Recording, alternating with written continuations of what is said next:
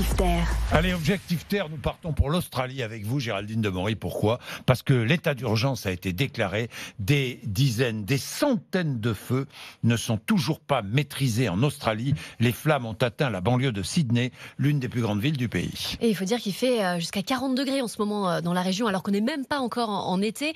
La sécheresse est exceptionnelle. Résultat, la moindre étincelle déclenche un feu de brousse. Alors hier, les températures ont un petit peu baissé, mais le vent continue de souffler fort, ce qui rend très difficile le travail des pompiers. Ce vent qui va d'ailleurs être très présent encore au moins jusqu'à la fin de la semaine. Les feux sont absolument partout. Ils s'étendent sur parfois 100 000 hectares. Et la propagation de ces incendies est extrêmement rapide.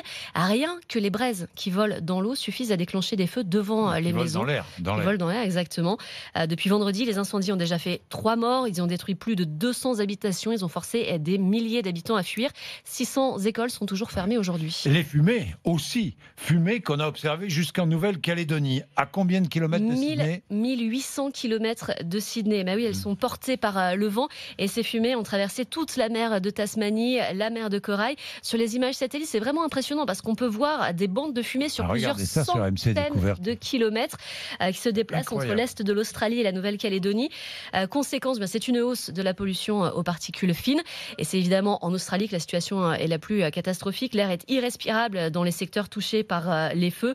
Des seuils qui sont dépassés dans de nombreux endroits, y compris à Sydney. Depuis le début de l'année, 1 million d'hectares a déjà brûlé dans l'État australien. C'est 3 fois plus que l'an dernier. Imaginez, c'est à peu près la taille d'un pays comme l'Égypte qui est parti en fumée.